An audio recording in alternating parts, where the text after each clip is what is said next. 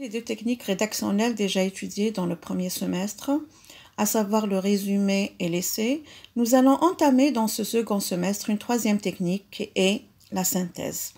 Alors, il s'agit de comprendre comment, à partir de plusieurs documents, nous pouvons, après lecture et analyse bien sûr de ces documents, rédiger un texte cohérent. Pour cela, il faut être neutre, objectif, précis et concis. Pour mener à bien cet exercice, il nous faut d'abord connaître ce qu'est une synthèse. Que permet-elle? Comment se prépare-t-elle?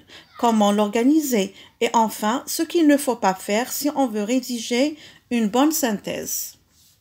Bien sûr, nous allons commencer notre cours par des définitions de la synthèse. Donc la synthèse, comme son nom l'indique, est une étape rédactionnelle pour étudier plusieurs documents, et enfin réaliser un texte à partir de ces documents-là. Donc on me dit que c'est une suite d'opérations mentales qui permettent d'aller des notions simples aux notions composées. Donc, bien sûr, ces documents-là sont de différents types ou de différents genres. Ça peut être un document historique, un texte narratif, des illustrations, un tableau qu'on vous demande bien sûr à synthétiser les informations. C'est aussi une opération intellectuelle par laquelle on rassemble des éléments de connaissance en un ensemble cohérent. Bien sûr, chaque document nous permet de puiser des informations X et Y, et donc nous allons essayer d'assembler ces éléments d'information pour en faire un texte cohérent. Ensuite, on me dit que c'est un exercice oral ou écrit, c'est normal puisqu'on vous demande de synthétiser plusieurs documents, donc c'est un exercice oral ou écrit qui se rapproche des techniques du compte rendu et du résumé. Mais ce n'est pas un compte rendu et ce n'est pas un résumé. Cet exercice se base sur plusieurs documents en même temps. Il se propose d'en trouver les grandes lignes, d'en confirmer les points de vue, d'en tirer les convergences et les divergences pour construire un texte unique mais organisé. Nous avons plusieurs documents. Chaque document on a des informations dans chaque document et à partir de ces documents-là, on va essayer de présenter un texte le plus concis, le plus neutre, le plus objectif possible. Donc, la difficulté d'une synthèse, c'est d'abord de comprendre la problématique de départ. Sans avoir, je n'aurai pas à parcourir tous les documents, j'aurai simplement à puiser parmi ces informations-là les informations nécessaires pour avoir un texte cohérent. Préparation de la synthèse de documents ou de l'information. Donc, nous allons voir que cette préparation de la synthèse se fait en 4 étapes. La première étape, c'est le repérage des documents. Ensuite, on va analyser les documents. Ensuite, on va confronter les idées de tous ces éléments-là, c'est-à-dire de ces documents-là. Et enfin, nous allons réaliser à partir de tout cela ce qu'on appelle le plan de la synthèse. Bien sûr, on va commencer bien sûr par trier toutes les informations essentielles en gardant en tête l'objectif principal de la synthèse qui est répondre à une question précise parce que à la base, on va vous donner bien sûr un sujet X à traiter. Bien sûr, nous pouvons aussi faire le bilan des points forts et des faiblesses d'un dossier, posséder suffisamment de données sur un sujet précis pour prendre une décision, en fait, donner une vue d'ensemble d'un projet aux parties prenantes. Nous allons commencer bien sûr par le repérage des documents. Le repérage est l'opération qui consiste en l'identification du document à résumer et du document à interpréter. Ça veut dire quoi? Identification, ça veut dire, je dis que le document 1, c'est ceci ou cela, bien sûr le titre, l'auteur, etc. Le document 2, c'est un texte narratif, donc extrait d'un roman ou autre chose. Le troisième document, par exemple, s'il s'agit de statistiques, de tableaux, etc., donc je peux l'identifier aussi. Donc, on me dit qu'il y a deux sortes, donc finalement, de textes. Les textes d'histoire, les témoignages écrits ou oraux, les articles de presse, les articles de revue, les interviews, etc. sont des documents dont les informations sont un résumé, donc je résume. Et les tableaux, les statistiques, les cartes d'histoire ou de géographie, les affiches, etc. sont, eux, donc à interpréter. Après le repérage, nous avons la deuxième donc, étape qui est l'analyse des documents. La réalisation de cette étape demande une lecture des documents réunis autour du même thème. Donc, mes documents, je dois les choisir en fonction d'un thème X ou d'un sujet donné, déjà préalablement donné. Donc, je ne peux pas travailler des documents, de différents documents, s'ils ne traitent pas au même sujet. Cette lecture a pour but de noter les informations essentielles, les informations secondaires, les informations en rapport avec le fait ou l'événement formulé dans le sujet, les parties argumentatives dans la relation du fait, les analyses et commentaires faits par l'auteur. Donc là, il s'agit de lire les documents et de noter toutes les informations essentielles, d'en laisser les secondaires qui n'ont pas une importance capitale pour la rédaction de ma synthèse, donc je les laisse de côté. Les arguments, les exemples, donc je peux les réutiliser, mais de façon objective, neutre bien sûr et précise. Bien sûr, pour cela, donc pour l'analyse de ces documents-là, il me faut établir un tableau récapitulatif. Ce tableau-là, donc, je vais essayer de document 1 dans une colonne, le document 2 dans une deuxième colonne, le document 3, par exemple, dans une troisième colonne. Et bien sûr, je vais repérer les informations essentielles se rapportant au fait ou à l'événement traité. Donc, les souligner dans le texte et les formuler dans un tableau. Je vais les formuler. Donc, voilà l'information essentielle à partir du premier document. Information essentielle, illustration, exemple, etc. Donc, et interpréter, bien sûr, les documents sous forme d'affiches, de tableaux chiffrés et retenir ce qui informe sur le fait ou l'événement traité. Donc là, ce sont les informations essentielles et donc dans un tableau, ça va me faciliter un petit peu donc la rédaction plus tard de ma synthèse. Ensuite, je vais essayer, après ce tableau de confronter les différents documents. La confrontation des documents, après lecture, prise de notes, reformulation, permettra de confronter les informations données par l'auteur de chaque document. Donc, l'information reprise par deux ou plusieurs documents ne sera mentionnée qu'une seule fois. Si par exemple j'ai plusieurs informations qui sont données dans le document 1, la même information qui est donnée dans le document 2, la même information qui est donnée dans le document 3, donc je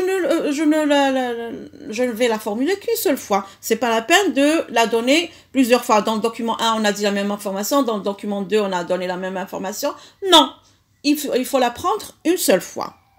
Ensuite, établir le lien entre les informations qui se complètent et noter séparément les informations contradictoires. Par exemple, dans le premier document, j'ai une information. Dans le deuxième document, j'ai une information qui est contraire à la première. Donc, je vais essayer de noter tout cela et de le dire ou de le rédiger dans ma synthèse. Cette étape a pour objectif d'établir des liens entre les différents documents et les informations fournies. Ces informations peuvent se répéter, se compléter ou s'opposer. Comme je l'ai dit tout à l'heure, donc nous pouvons, par exemple, les trois documents sont complémentaires l'un de l'autre. Ils peuvent aussi s'opposer. Par exemple, premier document est opposé au deuxième, donc là, c'est très intéressant. Donc, je pourrais faire une étude comparative entre les deux documents, ou bien se répéter, c'est-à-dire, c'est pas la peine de reprendre donc une information plusieurs fois. Elle n'est à prendre qu'une seule fois. Ensuite, là, la dernière étape de ma préparation donc de la synthèse, c'est le plan. Donc, le plan qui c'est le mieux, c'est le plan explicatif.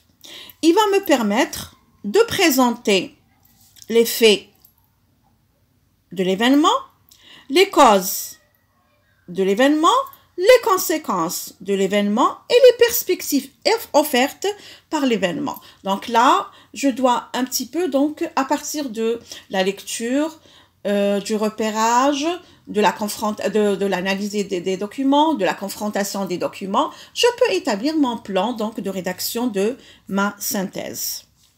Donc là, la quatrième étape, si vous voulez, donc ça sera l'organisation de la synthèse. Alors, les trois parties de la synthèse sont bien sûr l'introduction. Cette introduction va avoir trois fonctions et elle se compose de ce fait de trois parties. Chacune d'elles correspond à un paragraphe. Donc là, j'aurai trois paragraphes qui vont constituer mon introduction. La phrase qu'on appelle la phrase d'attaque. Alors, dont le but est d'amener le sujet, d'éveiller l'intérêt du lecteur. Bien sûr, là, c'est ce qu'on appelle une phrase amorce qui va éveiller donc l'intérêt du lecteur. Elle va le mettre dans le bain donc de votre synthèse, dans le bain du sujet de la synthèse, pardon. Et là, bien sûr, elle doit être une phrase qui va accrocher le lecteur. Deuxième, c'est la masse théorique, où il faut poser le sujet, c'est-à-dire expliciter le problème, l'énoncé du problème. Bien sûr, là, c'est le problème posé, donc il doit apparaître dans mon introduction. De quoi s'agit-il? Donc là, je vais montrer l'intérêt du sujet, son actualité. Il faut faire une présentation donc des documents. Bien sûr, les documents, le document 1, voilà, de quoi s'agit-il? Dans le document 2, voilà, qu'est-ce qu'il est et de quoi s'agit-il? Dans le document 3, voilà ce qu'il est, etc. Donc, si c'est un extrait de roman, donc je dois avoir l'auteur, la page, le titre du roman, etc., etc. Donc, si c'est une illustration, par exemple, si c'est un tableau, donc de quel peintre, dans quelle époque, etc. Donc, je dois donner toutes ces informations-là. Ensuite, je dois annoncer le plan.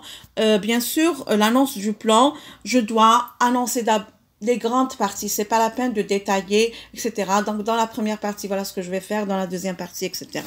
Donc, le développement. Le développement est rédigé à partir donc d'un plan établi au début du montage de la note de synthèse, en reprenant les titres des parties, bien sûr, et sous-parties, et précédé donc du numéro correspondant. Il reflètera clairement la structure du devoir. Il faut soigner les enchaînements d'idées, mettre en relief sa démarche avec des mots de liaison et penser entre autres à annoncer brièvement les sous-parties A et B au début de chaque partie. Donc là, le développement, bien sûr, il faut bien sûr que les parties de votre développement soient bien définies, qu'il y ait des transitions donc entre la première partie et la deuxième partie s'il s'agit de deux parties, donc trois parties, pourquoi pas.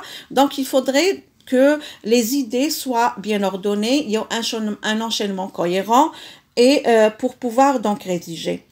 La conclusion doit être très succincte par rapport bien sûr à l'introduction et au développement.